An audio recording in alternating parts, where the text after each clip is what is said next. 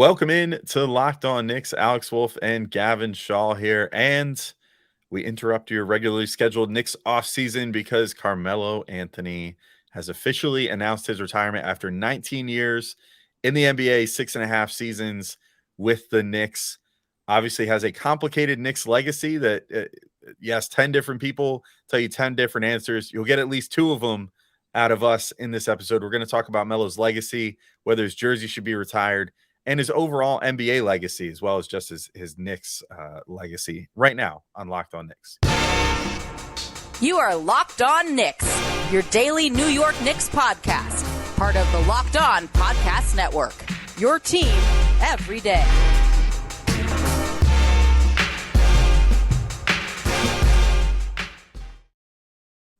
All right, welcome in to Locked On Knicks, and we want to remind you guys that today's episode is brought to you by Bird Dogs. Go to birddogs.com/LockedOnNBA, and when you enter promo code LockedOnNBA, they'll throw in a free custom Bird Dogs Yeti-style tumbler with every order. I have it, and I've been drinking my coffee out of it in the morning, and it's awesome, so definitely do that.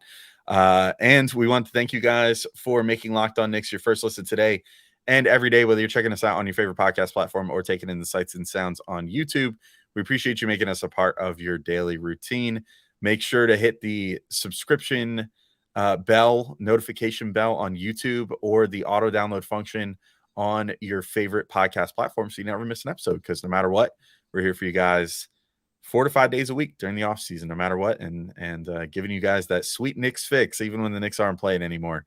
And we're watching the team that knocked them out of the playoffs embarrass the Celtics at this point. But speaking of embarrassing the Celtics, we get to talk about the guy that retired the last Celtics dynasty in his own special way, despite the fact that they lost in the next round after that. Gavin, Carmelo Anthony retires from the NBA officially. He did not end up playing this year, and then decided, I guess, that's it then. It was the first year of all the years where he left his phone on all year and didn't get a call. And I assume that was sort of the point where he finally decided, maybe it's time to just officially hang it up at this point. But he ends his career 11th all time in NBA history in scoring with 28,289 points. He's also 7th in Knicks history in total points with 10,186, but 3rd in points per game in Knicks history with 24.7. So pretty solid legacy left by Melo, at least from a pure accolade standpoint. One of the most talented scorers to ever play in the NBA, for sure. Gavin, how will you remember Melo's time with the Knicks, I guess, is the easiest way to put it to start. It's a challenging question for me, because I think the way I experienced it in real time, and the more I read about him and learn about him as a person off the court, and also maybe with the benefit of some basketball hindsight and a little bit more experience and a little bit more understanding of the game now, like, I feel like I have a very different opinion of him now, and honestly, like, a much more favorable one than I had of him when I was watching him live. And part of that was I was in high school, like during his run on the Knicks, or at least the majority of it. And in my mind, I saw this like relatively inefficient chucker for the most part. And of course, the 12-13 season we always talk about in this pod, like that there was rose tinted glasses for that. But outside that, Alex, for me, like watching him in real time, it was a lot of frustration. And it was this guy who I saw like consistently like pulling up against double teams and taking like these super complicated, like mid-range shots. And I saw someone who was kind of like in love with the art of looking good on a basketball court and like playing like this like aesthetically pleasing style of ball. And like in some ways like a hooper's hooper, right? Because like his game was pure. And there's like, you listen to like guys around the league talk about him like while he played and in retrospect, and there's such an immense respect for him and his bag. And I felt time, and my frustration came from like I didn't know if that equated to winning, and sometimes I thought it was actively counterproductive to winning, and that left me with like this feeling of like, all right, this dude is like not like I want to be like careful with my wording, but like almost less than the sum of his parts maybe was my feeling on him. And I think with time, I've kind of grown to appreciate him more, and also just like the sheer like lack of help he had during his Knicks tenure, and what he could have looked like with that help. But Alex, I don't know, what are some of your favorite moments, memories, and maybe just like overall like perception of him when you're watching him in real time? Yeah, I think my overall thought, I would say over the years I've maybe soured slightly Mm, on my memory of Melo in general. I think the main thing, and I mean, I always kind of just wrote this off because I really loved watching him play at the time. You know, I thought when he was on. And yes, like there were some frustrating times. It's not dissimilar to how we feel about Julius Randle now, right? Like where there were some nights where he was just so on, but like to a different level than what you get out of Randle. yeah. To where it was just like nobody in the world can stop this guy today. Like he is you could find any basketball player on planet Earth and they are not going to. You could put prime Michael Jordan on this guy today and he's not going to stop him from scoring right now. Um, and those were the best moments, you know, like the 50 points on all jumpers, you know, like the 62 points on Michael Kidd Gilchrist, like all these huge moments, you know, huge scoring performances. They were fun in the moment. And the clutch shooting, you know, the Easter game against Chicago, stuff like that. I mean, there's a lot of you use this term a lot, and I like this, that I've latched on this, like flashbulb moments, you know, of like, oh man, I remember that. Um, and I really enjoy that. But I think the thing that you said last is what sort of I've soured on a little bit, is like the lack of help element. And like so for as much flack as like Julius Randle gets, for example, he's kind of done nothing but like help the Knicks like potentially get more free agents and stuff since he's been here. Like no matter what you think of his play, he took a discount to on his deal, like to come back to the Knicks. Like he almost certainly could have said, I want to be a 30 plus $1 million a year player prior to last year and gotten it. And instead took a deal that paid him only marginally more than what he got on the sort of show me deal that he got from the Knicks, you know, for his first deal. Melo, on the other hand, like the legacy just kind of starts with forcing his way to New York before an impending lockdown. So like I always sort of defended that as like, yeah, but like I sort of understand it because nobody was sure how the lockdown was going to affect the players and player salaries and stuff like that. So, you know, I didn't totally blame him for like protecting himself in that way. And yet just the fact that he then was totally fine with being like, yeah, well, fine. I mean, if you know, Nuggets, if you guys want to leverage the Nets there too, I'd go to the Nets also. And you know, then played the hometown angle of like, but this is my home, New York's my home. But I would have totally gone to the Nets if I had the chance. You know, it's like that part kind of like got to me more as the years went on. And then also just like the saga of his second deal with the Knicks, where you know he kind of decided to play the free agency game again, had the whole contentious thing with Phil Jackson, and then was like, "Oh, I'll take like a quote unquote discount." It was just he forewent his raise in the first year, but then also got a no trade clause, which is like one of the last no trade clauses awarded just by like sign the dotted line trade no trade clause in like a long time. You know, most of them now are just sort of like contractual like fail safes that get put in, like with um guys that sign like qualifying offers and stuff like that now. But Melo got like turned that 1 year of no raises into a no trade clause, which then eventually bit the Knicks in the butt later on when it was time to kind of move on, where Melo was able to set this very restrictive list of where he would go, and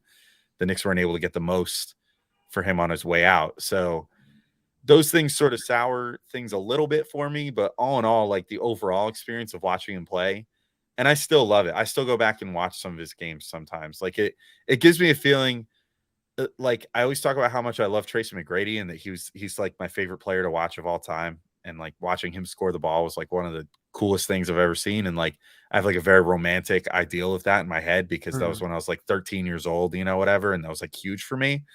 Um, it's very similar with Melo when I look back on the best moments where I definitely like romanticize the best moments of like what it was like watching him score the basketball. Yeah. And you know what it was like on his best nights and the feelings you would get where you were just like it's sort of like a feeling you get with Randall or Brunson now sometimes, where it's like sometimes when they're just on, you're just like, man, like, Yeah.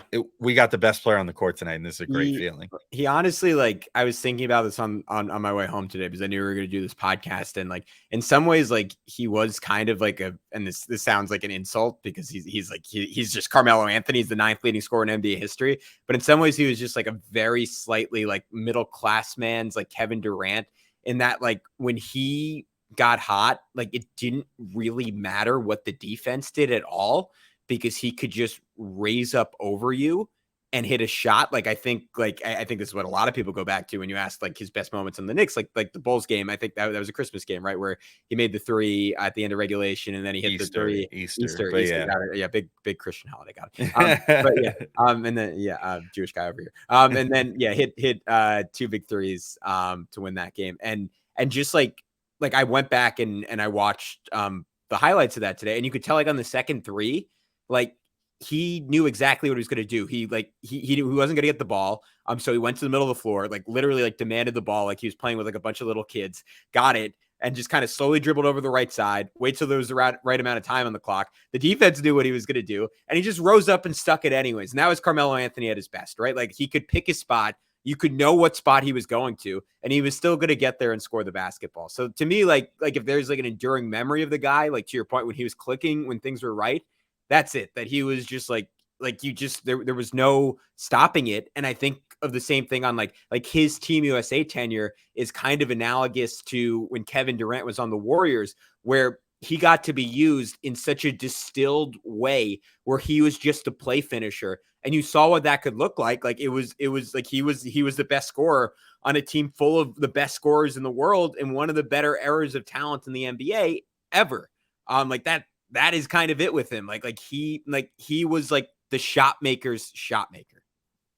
Yeah, for sure. And I think there's a question to be had, which we'll talk about in our next segment, along with a very fiery debate that was definitely like raging on Twitter once again today. Where does he rank as far as most talented players to ever put on a Knicks jersey, just like purely in a vacuum? And should the Knicks retire his jersey? So those are 2 things that we're going to cover in our next segment. But first, I do just got to remind you all that today's show is brought to you by Bird Dogs. And this is like, I think I said this the first time I did this read, one of the easiest ad reads I've ever had to do here, because Bird Dogs was nice enough to send us a couple pairs of shorts. And man, I have never had a pair of shorts that I like more, quite frankly. They are so freaking comfortable. They look like nice khaki shorts and yet have 4-way flex. And depending on what material you get, they have multiple choices. You could pick either like more athletic-y shorts that could definitely be used to go swimming in the summer if you so chose, and still just get out, dry off, and go back to barbecuing or whatever without much issue, and still look like you're just wearing normal shorts. They have like Oxford shorts and khaki shorts that have 4-way stretch and are quick drying and have a really nice liner inside that if you're like me and you sweat a ton, especially during those summer months at a barbecue, maybe like a volleyball game breaks out, you don't want to, be having embarrassing like butt sweat, or anything like that. Don't got to worry about that in Bird Dogs. They are fantastic. I've loved them so far. I've been wearing them pretty much nonstop as long as they've been clean, and then immediately doing laundry to get them back in rotation the second that I can. I think that if you guys want to experience that, you should probably go to birddogs.com right now.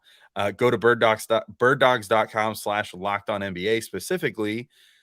Check out the colorful names that they have for their various colorways of their various styles of shorts. I'm not really permitted to say them on a family-friendly show, but rest assured they will give you a good chuckle. Some of the names are quite dirty, and I can't say them out loud, but if you got one reason to just go look at birddogs.com/lockedonnba, make that the one. And make sure to enter promo code LockedOnNBA if you decide to get some shorts for yourself. They will throw in a free custom Bird Dogs Yeti style tumbler with every order. I got one of those too. It's super nice. It's got like a little magnetic, thing over the drink hole, whatever. Very state of the art. So get yourself a mug, but more importantly, get yourself some state of the art shorts. Again, at birddogs.com/lockedonnba. All right, and we're back. Gavin, and continue talking about Carmelo Anthony.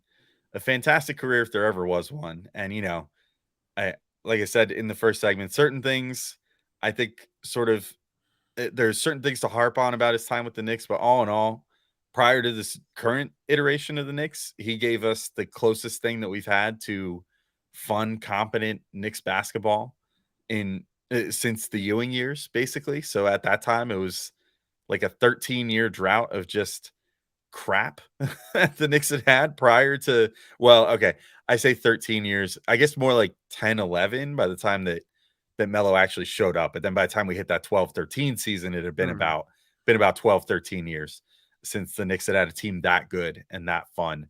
And obviously a team we still talk about today. But Gavin, you posed this question before we started recording, so I'll let you lead this off. Where does he rank as far as most talented players to ever put on a Knicks jersey? If you're just looking at that purely without like time of service or anything else included in that. Yeah, it's hard because I don't know where to put the 70s guys in there because I just didn't watch enough of them. But I would say Clyde would probably be the only one from those teams in that conversation, and that's probably doing a disservice to Willis Reed, given that he won an MVP award and won a Finals MVP award. But just from my gauge of what type of player he was, and the nebulous definition I have of talent in my head, I would probably say it's between like him, Bernard King, and Patrick Ewing, and like it's kind of those three separated from each other.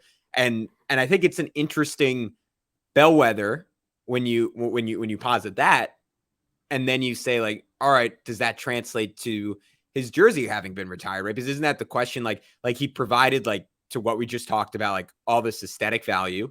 He provided some winning, but not winning on the level of any of the guys whose jerseys are retired. And just for the sake of this conversation, like I'll list them. It's Walt Frazier, it's Dick Barnett, it's Earl Monroe, it's Dick McGuire, it's Willis Reed, it's Dave DeBusschere, it's Bill Bradley, it's Patrick Ewing, and it's Red Holzman as a coach. He fits into a very different category. Was pure talent. He has a lot of production, not a lot of winning, right? Like how many playoff wins on the Knicks? Like I could count them up real quick. Something like 10 total. Got to the second round once, got to game 6 in the second round, didn't get past that. I don't know, Alex, like you feel free to comment on the talent debate, but also like, does that warrant his jersey being retired? I don't think so. That's my, and look, I probably am higher, contrary to what maybe the last segment maybe made it seem like. I'm probably higher than most people on Melo's tenure with the Knicks. Like I look back on it fondly. I look back on it like it was a fun time, like it was imperfect thanks to the team never quite being able to like surround him with enough talent via one reason or another that, they were never able to like fully compete and also just some bad luck and stuff like that. But in the end, it's like, if the criteria is basically of who the Knicks have retired jerseys of to date, it's members of the 2 championship teams. And, on top of that, like guys that mostly spent like good amounts of years with the team, either leading up to or after those championships, or Patrick Ewing, who is literally like, he's the record holder, like for the Knicks, you know what I mean? He holds like almost every record imaginable. Points, rebounds. I think he's got points, rebounds, blocks, and steals. If I'm not mistaken. I don't think he has assists, but he's probably higher on that list than you would expect. Like he's just on every list for the Knicks. Played for all intents and purposes his entire career with the Knicks. Obviously had those last like 2 years where he was with like the Sonics and then with Orlando. Those don't really count. All the years that mattered, he was with the Knicks and brought them to a finals appearance, brought them to multiple Eastern Conference finals, brought them to the second round pretty much perennially. So like from that perspective, that's about as close as you can get to a player with a championship legacy. Like in the eyes of many, he has something like a championship legacy. Like he spent over a decade with the Knicks, like 15 years in total. I think that is the differentiator there between like, obviously not trying to put Melo in the same class as Ewing at all, but like if you were going to make the argument of like, should Melo have his jersey retired, it's like he would be the first of his kind. And then it becomes like, well, then should they retroactively go back and retire like Bernard King's number? Like he got as far as Melo did and was a little more mercurial in the sense like he got injured the one year and had less overall time spent on the Knicks, but clearly, if you ask some fans like from the 80s, like made the same type of impact on people, like from just the perspective of like how he's remembered. And then do you go back and do like Richie Guerin then, who like scored tons of points back in like the 50s? You know what I mean? It's like scored tons of points, didn't win a championship or ever get anywhere really close to it. Is that the criteria? Because then I feel like if they retire Melo's number, they might have to retroactively go back and be like, maybe we should retire some other numbers. And maybe some people would say that's a good thing too, to be clear, but I just feel like I hate to use the term like slippery slope for something that's trivial, but it's a slippery slope. You might have to set a new precedent then. Yeah, and I think my pushback on that is, which maybe is surprising given how I ended my last point in the conversation, is like he was the best Knick over a 20-year stretch. Like, and to me, retired numbers are like should represent like the franchise's history and say like this person defined this era, this person defined this era, this person defined this era. And I understand that like you can like in some ways, like, and not in some ways, like clearly like the Knicks standard is like higher than being in the Hall of Fame because Carmelo Anthony is like a no doubt, like forget about it, Hall of Famer. But even if you want to apply that, like I just think he holds a significant spot in Knicks history. He is almost just too good of a player not to have his number retired. And you can talk about, I mean, to some of the stuff you were saying, like the counterproductive stuff like that he did. And like, I didn't even get into this, but like, I think part of like what left a bad taste in my mouth was how he treated Jeremy Lin when that was going well. At least as far as my memories of it, obviously I wasn't in that locker room and I would need to go back and really do a deep dive on it. But I had the same impression of how he treated Kristaps Porzingis when Porzingis was coming up. And it felt like he was someone who like needed the spotlight at points. So again, maybe I'm arguing against myself with that, but I think his overall impact is too significant. And while I initially had the same instinct about Bernard King, when I went back and looked, I realized King only played 3 seasons for all intents and purposes, also had a 6-game stretch the year after he tore his ACL for the Knicks, while Melo played 6.5. So to me, that's kind of the separator there. Yeah. I mean, I could see it. I don't know. I think for better or worse, the standard sort of is what the standard is for the Knicks at this point. Okay, but wait, can we just say like if Melo just like if you replace like this to me is an interesting question. I'm curious your answer on it. Yeah. Like if you just replaced him with Bill Bradley, like on those 70 teams, like maybe those teams win 4 championships or 5 championships. Like sure, does Melo like I know you're making the argument that Melo played a role in his circumstances and his lack of help. But like, and you could do that with any player. You could say like, all right, if Quentin Grimes was on those teams, like he would maybe be a Hall of Famer, right? Like you could say, of course you could say that, but like, do you take that? Like, does that hold any value to you that like maybe some of those guys just benefited from luck and like where they ended up? And like, and do you just accept that as part of the argument? Yeah, kind of. Yeah. I also think it's tough. Yeah. I also think that part of it is that his legacy is so evenly split between 2 teams too. Like, and honestly, if you just took his Nuggets accolades and Nuggets achievements, and if it was flip-flopped, like if he started his career on the Knicks and did what he did for the Nuggets and then went to the Nuggets and did what he did on the Knicks, I almost would be more inclined to say like I would be more inclined to retire his number then, because then at least it's like he was younger, like he like got to a conference finals, like there was something a little more to grab onto there, you know what I mean? And did most of his damage too, like scoring wise with the Nuggets too, to be clear, like 10,186 points with the Knicks versus 28,289 total.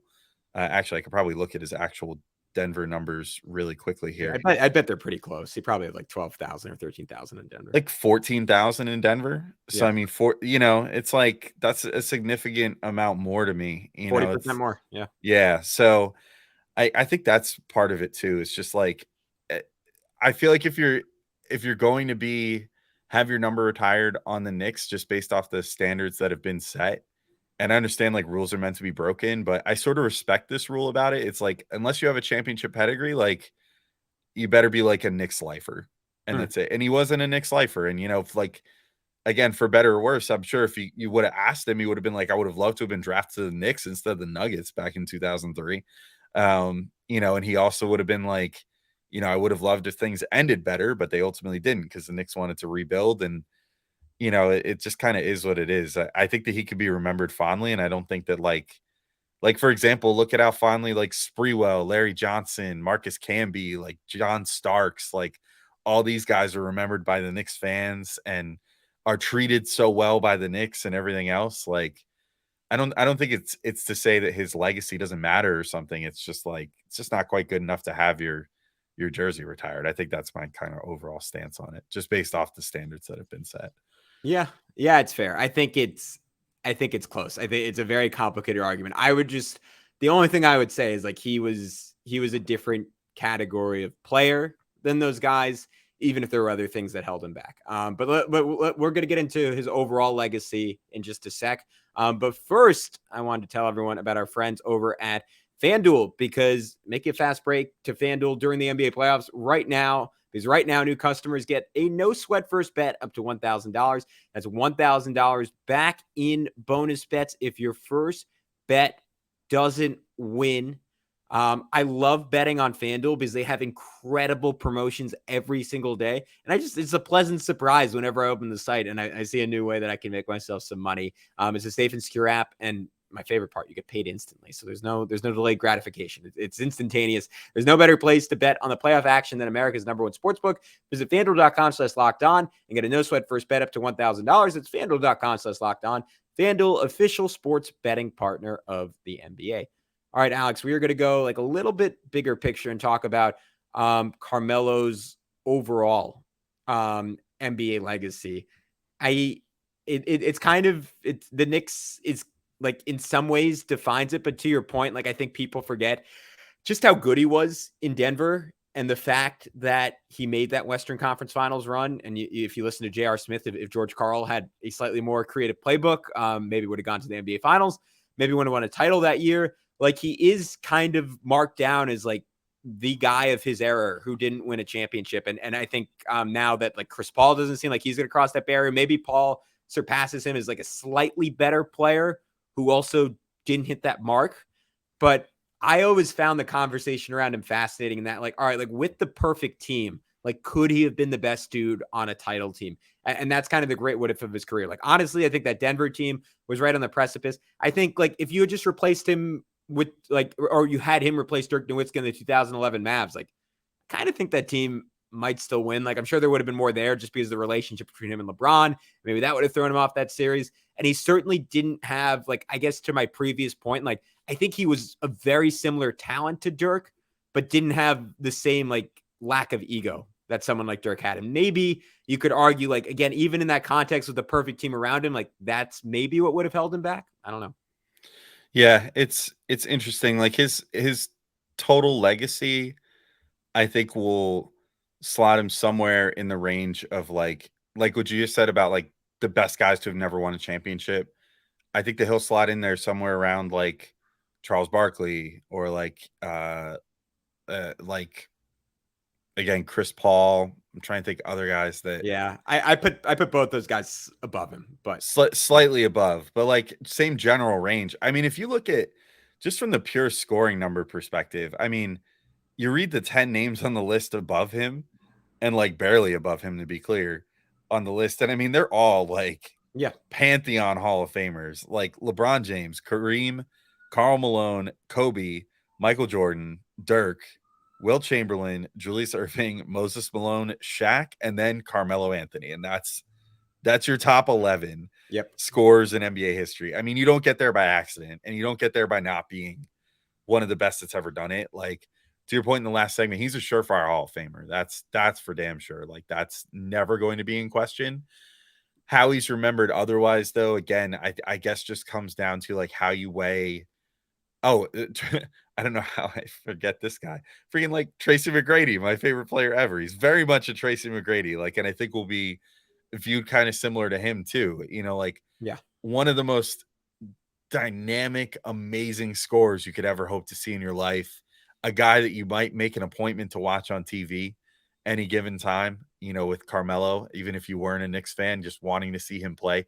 And obviously we saw too, there were so many people that, you know, like if you followed along with the Knicks around on like Twitter and stuff around the time that he was getting ready to like leave the team, like there was plenty of people that were very much like, there for Melo more or less, and then followed and we're like, I'm gonna follow Melo to wherever he goes next. And it was like Oklahoma City and Portland and wherever else. Like just people that loved Melo's game. Like he had that sort of like LeBron quality to him where it seemed like people followed him as a player. Yeah. More so than just like being a fan of whatever team that he was playing for. And followed him from Denver to the Knicks and then to every other stop that he made on his way out of the league. Like I think that he'll be remembered as just an electric player, certainly one of the best scorers to ever play the game. The problem is, and always will be, like the other aspects of the game sometimes. And you noted, sometimes he was feeling himself a little too much, didn't do enough passing. The defense ranged from like passable to slightly above average when he played the four, which he hated, to positively abysmal at times, and that was never one of his strong suits. The rebounding, I would say he was above average rebounder for his position in the aggregate of it all.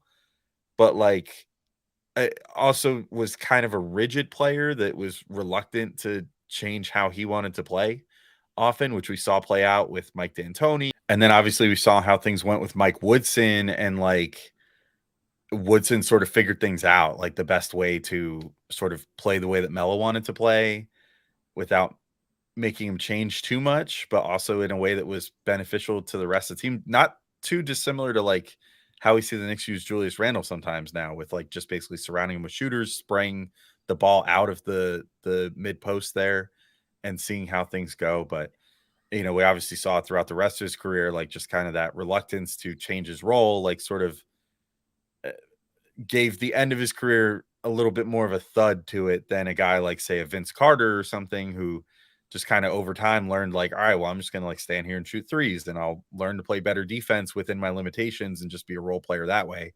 Or even like his teammate, Jason Kidd, who switched to very much like a spot up shooter lifestyle late in his career. And that kind of extended his career a little further. I kind of defined the end of Melo's career. I guess the last thing that I want to say as far as the overall legacy, and this followed him around literally his entire life. And, you can't help it when you're born in such close proximity to one of the two greatest players to ever play basketball. But he was drafted in the same class as LeBron James. Obviously, they were high school rivals. They were always going to be intrinsically linked in a way that like LeBron wasn't even linked to like his other contemporaries, like Dwayne Wade, Chris Bosh. Like those guys eventually were just kind of remembered as like LeBron's contemporaries or whatever, or like his teammates, because they did end up being teammates. Melo and LeBron were never teammates. Until the very end, obviously the very short stint with the Lakers, but like in any of the time that really mattered, they were never teammates and were always just sort of rivals and always going to be compared to one another, which I think sort of, fair or not, always sort of tarnished Melo's legacy a little bit in some people's eyes, because it was like, well, he's great and he might end up, a top 15 scorer for the rest of time in the NBA, no matter how many guys come up. But, he'll always be not as good as LeBron James, who he went in the draft class with. And fair or not, that is the truth. Obviously, he's never going to be viewed as good as LeBron James. But I think in the end, he carved out a pretty damn good career for himself. And I'll always remember him as one of the more electric scorers that I've ever seen play ever, and that's having gotten to see a lot of great scorers in my lifetime, from like the year 2000 or so on, since I've been into basketball. And I don't know. It's very easy. Let's put it this way. For any negatives that I brought up during this, it's extremely easy for me, and this is how I'll continue living my life, to just look back on the positives and have more than enough to draw from, because he was just such a fun player to watch, especially on the Knicks.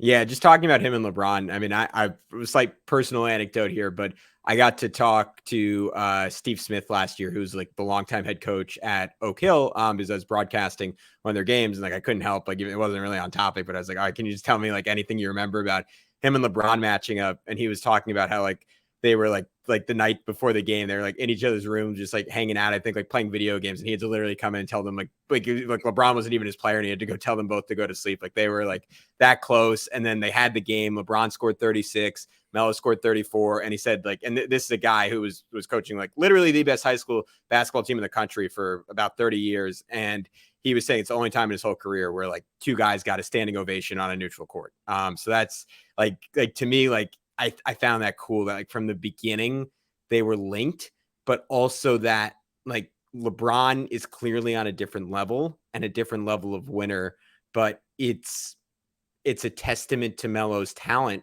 that when they were on the same court at the same time, you weren't sure who was going to be the best player in that game. And to be clear, I'm sure 70%, maybe 80% of the time it was LeBron, given what he did defensively, given what he did as a passer. But Melo on any given night could say like, oh, we got LeBron, bet, and play him to a draw or a near draw. And to me, like if you're making a case for Carmelo Anthony, the player, like that is pretty much it.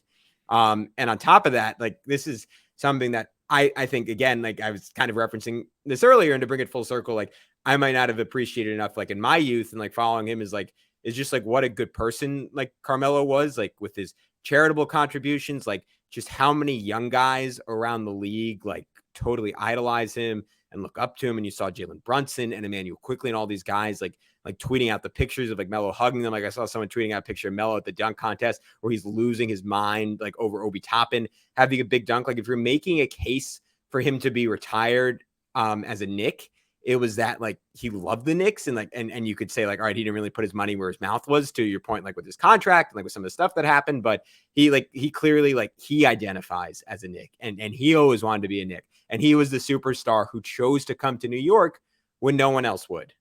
So I think that should be taken into account with Carmelo Anthony. Not to mention stuff like during the Olympics, like David Aldridge had this story, like they were told the whole Olympics not to go to like I believe it's called like a excuse my pronunciation, but a favela, which was like the poor neighborhoods in Brazil, and like everyone like associated with the Brazilian Olympic Committee was saying like, hey, there's crime there, don't go, it's not safe, it's bad people. And Carmelo, like after winning the gold medal, went there and like surprised the people, and like I don't know, maybe for some people that was the memory of a lifetime, and like he had that kind of goodness within him.